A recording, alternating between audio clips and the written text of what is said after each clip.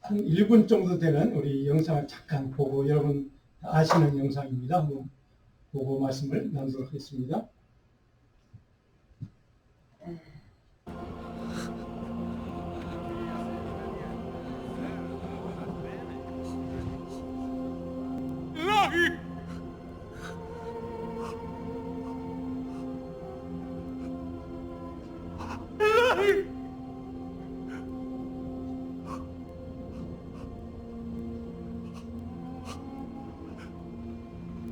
잡았다니.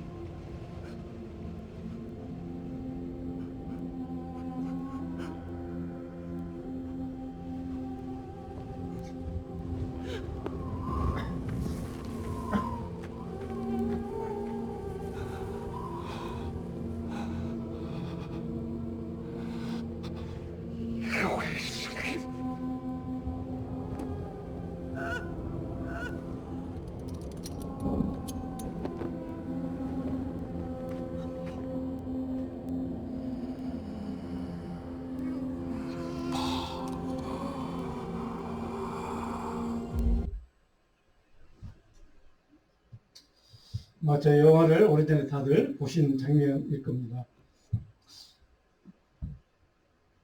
엘리 엘리 라마 사박다니, 우리 잘 아는 말씀이죠.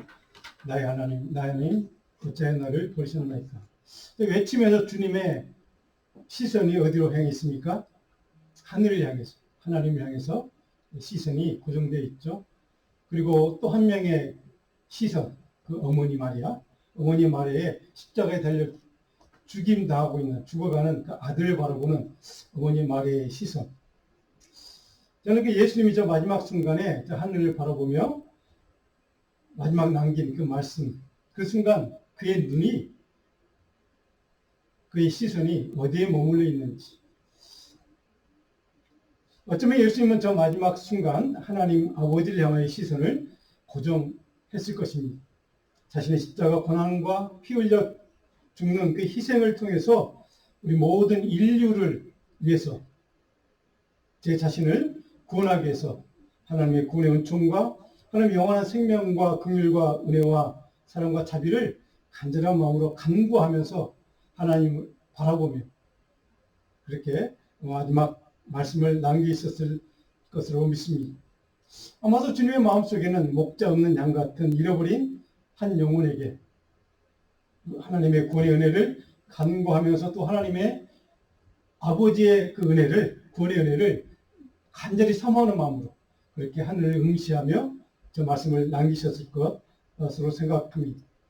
아마도 예수님 마음속에는 지금 그가 십자가에 죽임 당하면서 피 흘리시면서 십자가가 죄와 허물로 인해서 영원한 멸망의 길을, 참 우리가 죽을 수밖에 없는 그 길을 가는 우리들을 위해서 모든 인간을 고치고 치유하고 회복시키는 능력이 될 것을 믿고 하나님께 그 은혜를 우리 모두에게 부어달라고 간절한 마음으로, 간구하는 마음으로 아버지 하나님을 응시하면서 저렇게 말씀을 남기셨을 것입니다.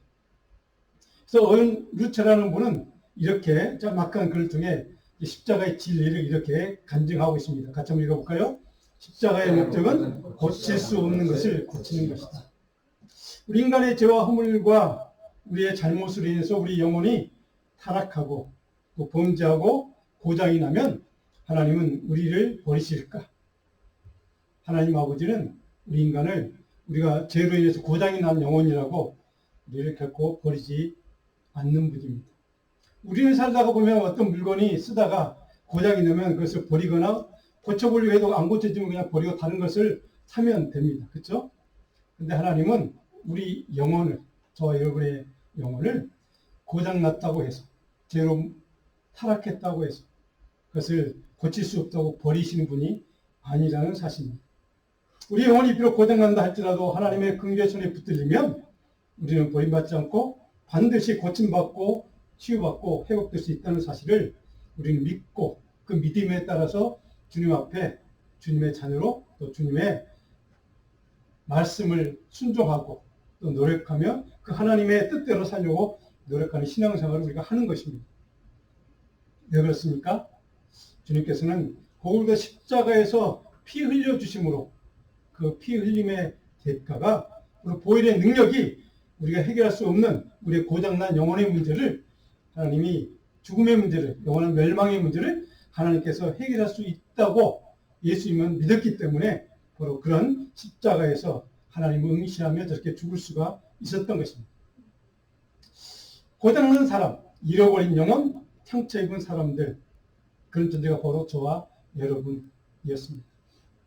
그들이 어떤 자리에 있든지 그들을 찾아서 고치고 치유하고 회복시키는 분, 그분이 바로 예수 그리스도요. 그분이 십자가에서 피 흘려주신 이유와 목적이 바로 거기에 있습니다. 그러므로 그 은혜로 구원받은 주님의 제자로 살아가는 저와 여러분, 우리 교회는 의도적으로 주님처럼 집중해서 주님의 긍휼을 갈망하는 마음과 누군가 잃어버린 영혼을 찾고 주님의 마음과 주님의 시선으로 어떤 한 영혼을 바라보는 것, 그 영혼을 응시하는 것, 이것이 크리스찬의 삶의 목적이고 삶의 이유고 삶의 가치가 되어야 한다는 뜻입니다. 바로 주님처럼 주님이 저와 여러분을 응시해 주심으로 우리가 구원받은 것처럼 누군가 한 영혼, 그 주님의 마음과 주님의 생각과 주님의 긍휼의 시선으로 누군가를 바라보는 것이 우리 크리스찬의 삶이어야 한다는 뜻이기도 합니다. 도대체 그러면 주님은 예수님 어떤 시선으로 구체적으로 한 영혼을 바라보셨을까? 어떤 시선으로 바라보았기에 우리가 그 제자로 살아가는 저와 여러분들에게 그런 시선으로 다른 영혼을 응시하라고 말씀하실까?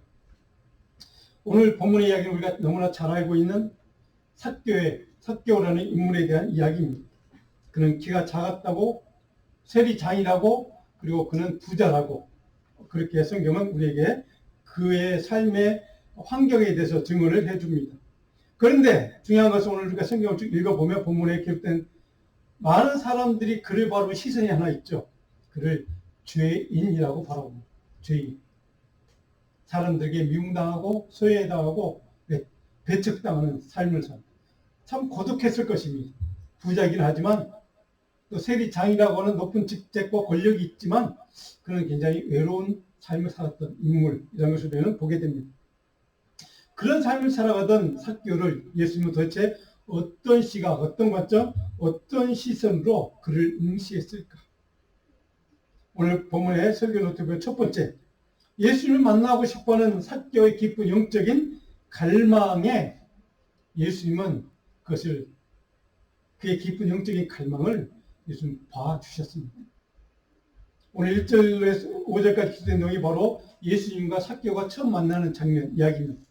1절을 보니까 장소는 여리고라고 기록됐습니다. 여리고로 지나가시다가 제가 언젠가 한번 제가 성지순에 갔다 와서 그 뽕나무라고 알렸던, 지금 성경 본문에는 뽕나무란 말이 없어졌습니다. 바뀌었습니다. 근데 어쨌든 바로 그 삭개오 올라갔다고 생각된 그 나무, 사실인지는 모르겠지만 그 나무를 제가 사진 보여드린 적이 있습니다. 그 나무 위에 올라가서 나이도 지긋한 분이, 돈도 많은 분이, 그것도 권력 있는 분이, 높은 자리에 있는 분이 쉬운 일은 아니었을 것입니다. 그럼에도 불구하고 그는 높은 그 나무 위에 올라가서 예수님을 바라보고 싶어하는 욕망이, 갈망이 있었다는 겁니다. 그래서 2절 보니까 삭개오라 이름하는 자가 있으니 세리장이요 또한 부자라. 근데 삭개오라는 이름의 뜻이 중요합니다. 삭개오라는 이름의, 그 이름의 유래, 원래 동사가 자카크라는 이 히브리 동사인데, 이 말은 뭐냐면 깨끗하게 되다, 정결하게 되다, 밝게 빛이 나다는 뜻입니다. 예수님을 만난 다음에 삭개오 인생은 사람들의 정죄받고 죄인이라고 욕먹는 인생이 밝게 빛나는, 깨끗하게 된, 정결한 것으로 변화된 삶을 살았다는 뜻이기도 합니다. 그런 인생을, 변화된 인생을 경험했던 그 순간이 바로 오늘 본문의 이야기입니다. 예수님과의 만남. 자, 부자인 동시에 세리 중에 최고 정점에서 권력과 돈을 동시에 소유한 사람, 물론 세상 사람들에게 손가락질하고 욕먹고 죄인이라고 조롱당하는 직업을 가진 사람. 근데 그 사람의 마음이 지금 어떤가를 3절로 4절은 우리에게 정확하게 그의 심정을 우리에게 증언해 줍니다. 그가 예수께서 어떤 사람인가 하여 보고자 했다는 마음이 있다는 겁니다. 예수님에 대한 소문을 들었을 것입니다. 예수님이 기적도 일으키고 병자도 치유하고 귀신도 쫓아내고, 그를 만나면 사람들이 변한다더라 하는 소문을 듣고 지금 예수님에 대한 관심이 있었고 예수님을 만나보고 싶어하는 갈망이 그 안에 내재되어 있다는 뜻이기도 합니다. 근데 키가 작아서 못 봤다는 거죠. 그래서 어디로 갔습니까? 할 수 없어 앞으로 달려가 보기에서 무화과나무, 돌무화과나무로 뽕나무가 이제 돌무화과나무 이렇게 표현이 됐습니다. 물론 이것도 정확한 번역은 아니지만 원래 뜻이 그 나무가 원래 그런 의미를 가진 그런 이름을 가진 나무였다고 합니다. 그래서 돌무화과나무 이렇게 지금 개역개정에 이렇게 번역이 됐습니다. 거기에 올라갔다, 앞으로 달려갔다, 보고자 했다, 올라갔다 이런 단어들은 그 마음이 지금 예수님을 향한 마음이 어떤가를 잘 표현해 주는 마음. 예수님이 만나고 싶어. 예수님이 궁금했다. 예수님을 만나면 혹시 지금 자기 외롭고 고독한 그런 자기 삶에 새로운 돌파고 어떤 변화의 출발점이 되지 않을까. 영적인 갈망이 있었고 어떤 새로운 인생을 살고 싶어하는 인생을 좀 바꾸고 싶어하는 갈망이 그 안에 있었다는 것을 우리는 보게 됩니다. 삭개오의 마음 중심에는 지금 무엇인가 자신의 삶의 새로운 소망에 대한 갈증이 있었던 사람. 그래서 귀신을 쫓아내고 병을 고치는 사람들이 변한다고 하는 그만 만나면 많은 사람들이 변한다고 하는 소문을 듣고 자기 자신도 그렇게 변화될 기회가 있을까 싶어서 예수님을 보고 싶어하는 강렬한 마음이 있었다는 겁니다. 물론 그도 유대인이었기 때문에 영적인 갈급함을 예수님께 채우고 싶은 마음도 분명히 있었을 것입니다. 그 유대인들에게 상식적인 메시아에 대한 기대와 소망도 함께 그도 공유하고 있었을 것입니다. 유대인이기 때문에. 그 마음은 어쩌면 예수님에게서 새로운 영적인 자신의 삶을 풀어나가는 지금 세상 돈도 있고 명예도 있는데 그리고 권력도 있는데 세상 사람들이 자기를 죄인이라고 욕하는 이 삶의 자신의 정말 어떻게 보면 좀 비참한 억울한 그런 인생을 좀 새로운 방향으로 풀어가고 싶은 그런 욕망이 그래서 예수님을 통해 그런 가능성을 보았기 때문에 예수님을 만나고 싶어하는 마음이 있었을 것입니다. 어쨌든 그는 그런 갈망이 있었던 사람. 중요한 것은 그런 갈망이 있었던 그를 그 수많은 예수님을 보려고 거리에 수많은 사람이 모여들었는데 그 수많은 사람 중에 그것도 뽕나무 올라 잘 보이지도 않는 키가 작아서 잘 눈에 띄지도 않는 그 한 사람 삭개오의 마음의 중심을 그런 마음을 갖고 있는 그를 예수님이 길을 지나가시다 그를 꼭 찍어서 그를 바라보셨다는 사실이 중요합니다. 그를 응시했다는 거죠. 그래서 5절에 보니까 예수께서 쳐다보시고 이르시되 삭개오야 속히 내려와 내가 오늘 내 집에 머물 거야. 자, 예수님께서 그러니까 수많은 군중들 속에서 삭개오라고 하는 딱 한 인물을 꼭 꼬집어서 그를 바라보고 응시하고 그에게 말을 걸고 그의 이름을 큰 소리로 부르고 큰 소리로 내 집에 오늘 밤 내가 머물고 싶어 라고 그를 삭개오의 이름을 불러가면서 삭개오를 자신의 하나님 나라에 그 참여할 수 있는 기회를 지금 부여하고 싶은 주고 싶은 그런 마음으로 그를 부르고 초청하는 장면. 이것이 주님의 마음이었고 삭개오를 바라보는 주님의 심정이었을 것입니다. 하나님의 긍휼과 하나님의 사랑과 하나님의 자비의 마음을 담아서 삭개오의 영혼을 긍휼히 여기는 시선으로 그를 응시해 주시는 예수님의 모습. 의도적으로 예수님은 삭개오에게 접근했을 것입니다. 그 삭개오를 꼭 꼬집어서 그의 이름을 불러가면서 큰 소리로 네 집에 내가 오늘 가고 싶어. 너랑 밥 먹고 이 얘기도 하고 싶어. 라고 지금 말을 걸면서 그를 초청을 하나님 나라에 참여할 수 있는 기회를 허락하는 동시에 그를 그 안에 들어오도록 초청하는 예수님의 행동. 예수님 먼저 주도권을 가지고 한 영혼을 놓치지 않고 갈급한 심령 가운데 있는 그 사람을 바라보시고 그를 관심을 갖고 초청하는 초대하는 이야기.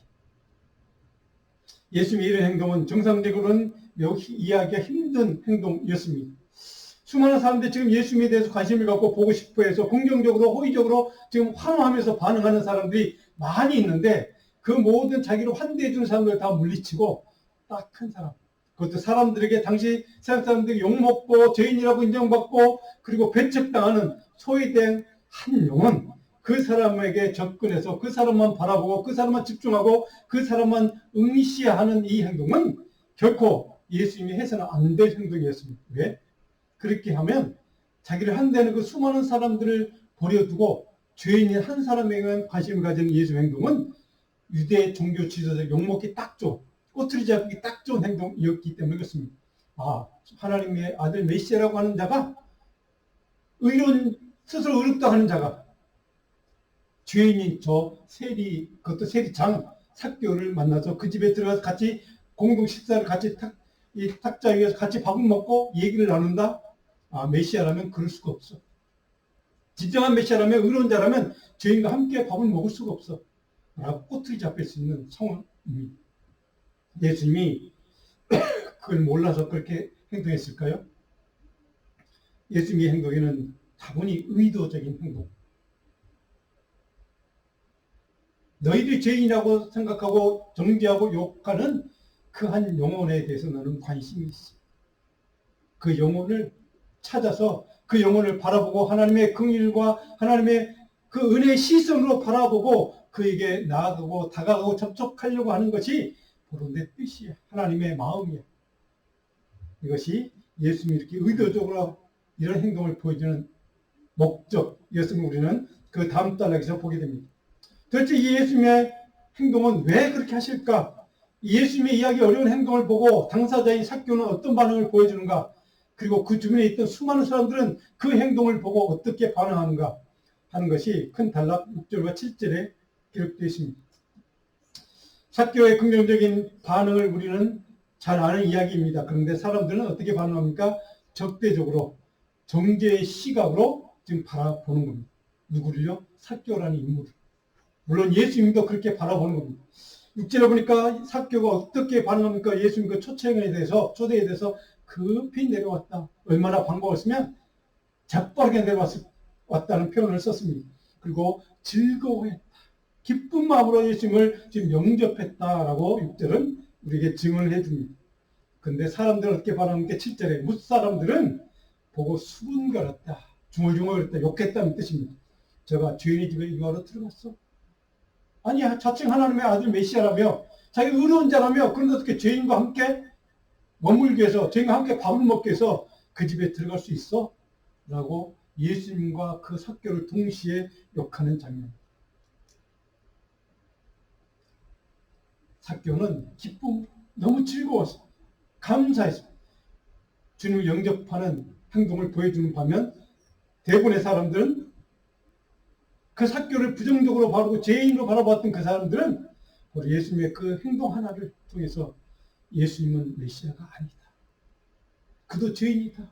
죄인과 함께 밥을 먹는다는 것 죄인밖에 할 수 없는 일이야. 라고 예수님과 삭개오를 동시에 저주하는 모습, 정죄하는 모습을 보여주고 있습니다. 예수님이 그 행동을 보여줌으로 예수님이 지금 하고 싶어하는 하나님 나라에 대한 복음을 선포하고 증거하는 일에 방해될 것을 뻔히 아시면서도 왜 그런 행동을 하셨을까? 예수님은 하나님의 관점이 중요했습니다. 하나님의 시각과 관점과 시선에서 가장 중요한 일이 무엇인가?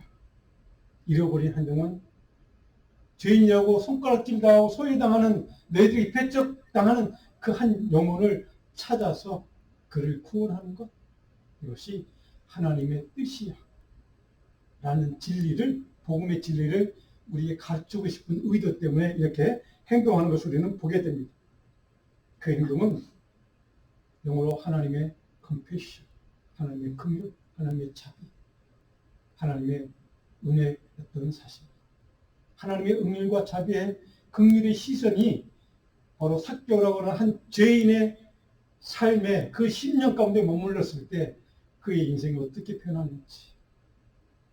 저와 여러분의 인생은 이미 그런 하나님의 긍휼과 하나님의 은혜의 시선을 경험한 인물들, 그런 존재들입니다.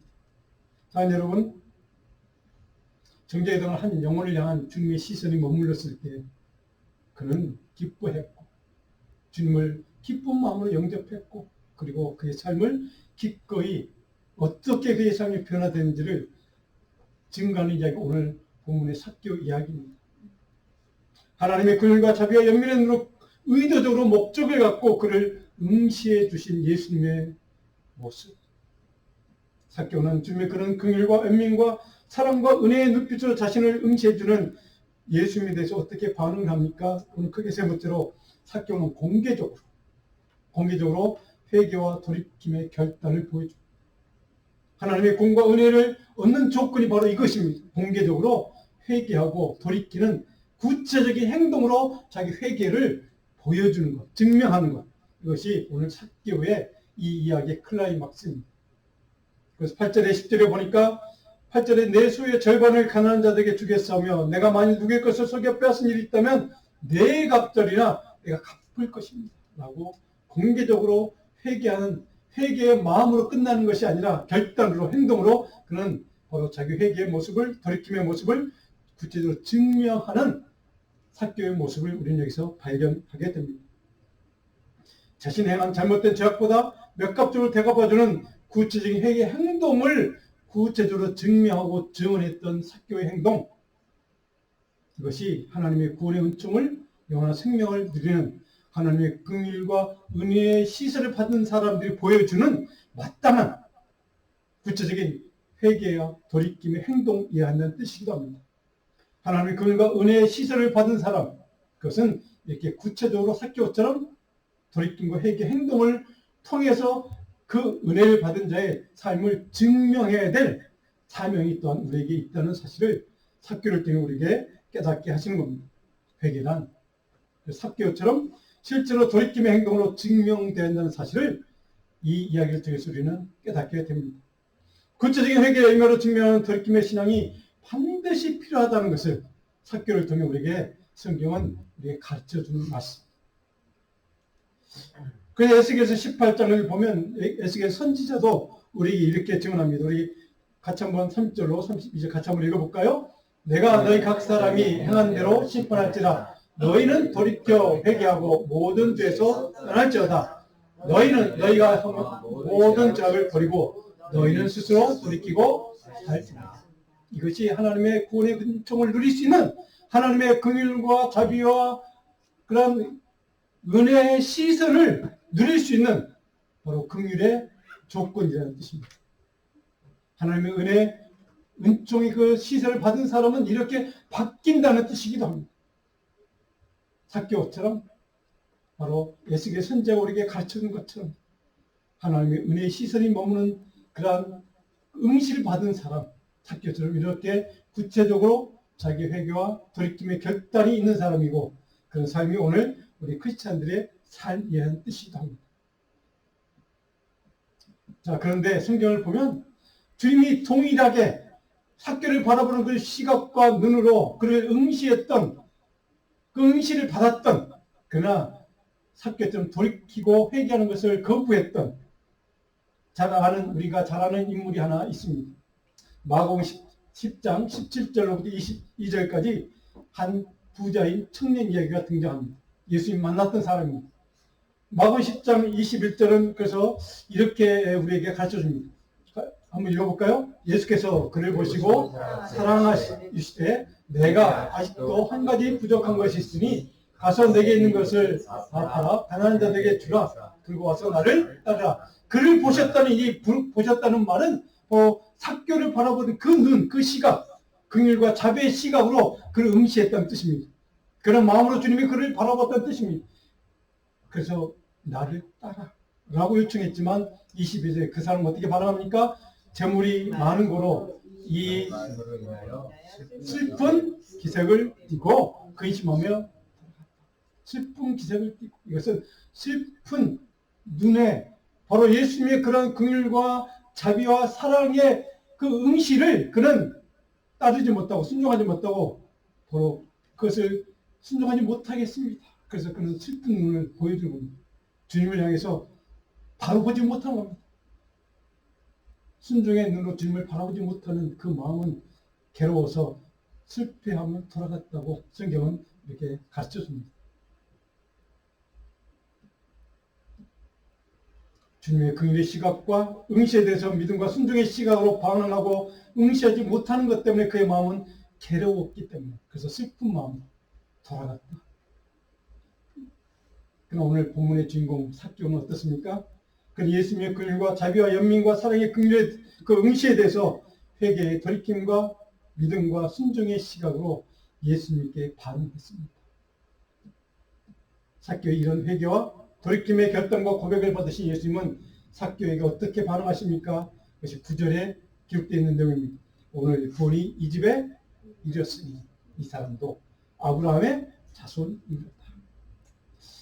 그 10절에 보니까 인자가 온 것은 이 삭개오처럼 잃어버린 영혼을 찾아서 구원하러 온 것이 내가 온 목적이야.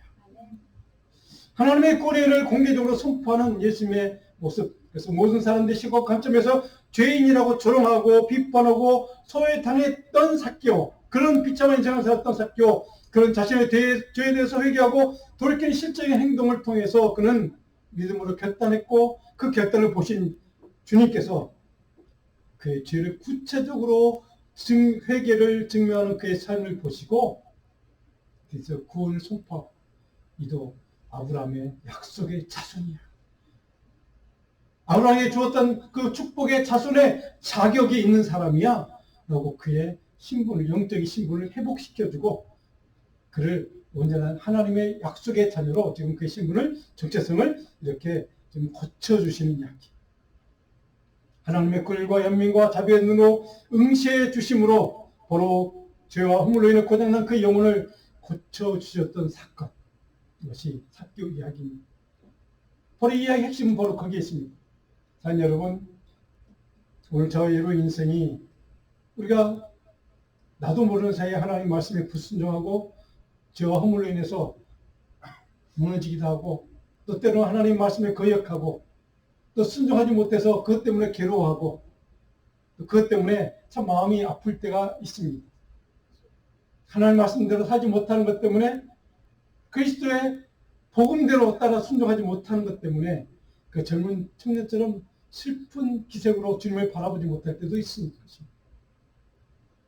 그럼에도 불구하고 그런 고장난 우리 영혼을 하나님은 십자가의 보혈로 반드시 고쳐주십니다.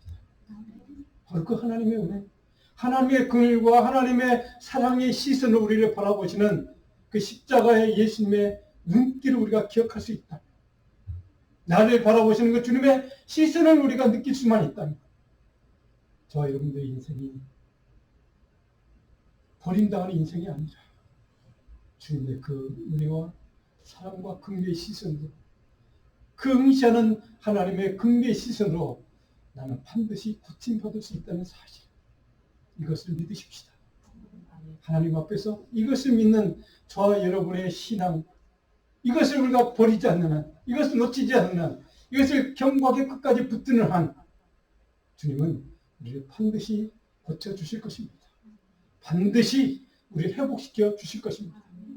주님의 사랑은 바로 우리가 측정할 수 없는, 한량없는 하나님의 긍휼과 사랑은 우리가 판단할 수 없는 것이기 때문에, 우리는 때로 살아가면서 누군가를 바라볼 때 내 마음에 들지 않거나 내 미움을 받는 사람, 내가 정말 미워하는 사람, 그런 사람에 대해서 이 사람들처럼 삭개오를 바라보는 그 정죄의 시각으로 바라볼 수도 있지만, 주님은 결코 우리를 그렇게 바라보지 않는다는 사실을 기억하십시다.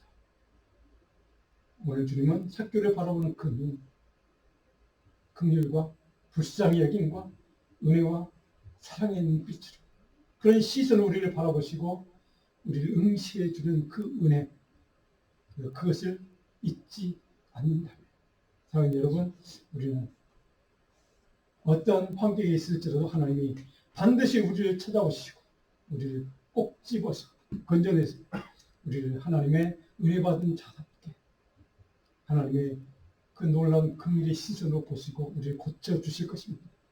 저는 이 은혜가 저와 여러분의 삶 가운데 날마다 충만하게 임하기를 간절히 소원합니다. 여러분은 지금 무엇을 바라보고 무엇을 집중하며 어떤 시선으로 응시하고 살아갑니까? 세상 욕망과 탐욕의 시선입니까? 아니면 성공과 출세를 갈망하는 시선입니까?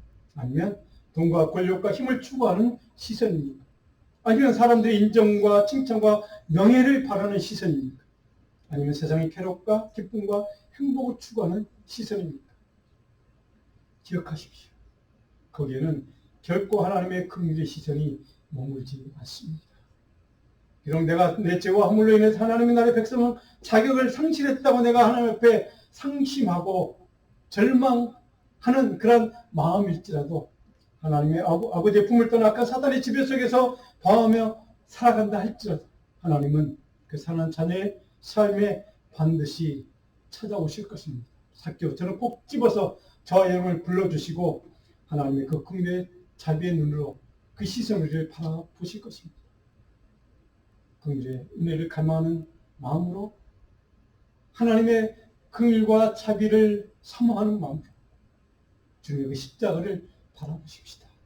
그리고 십자가에 하나님을 바라보았던 그 주님의 얼굴을 응시하는 그런 믿음으로 예수 그리스도 앞에 무릎 꿇고 순종하십시다. 그리고 주님 앞에 하나님의 그 은혜의 시선과 긍휼의 시선을 내게도 부어달라고 무릎 꿇고 회개하십시다. 그런 여러분의 삶에 하나님의 은혜는 날마다 풍성하게 부어주실 것입니다. 이것이 저와 여러분의 복된 삶이 되기를 간절히 축원합니다. 기도하겠습니다.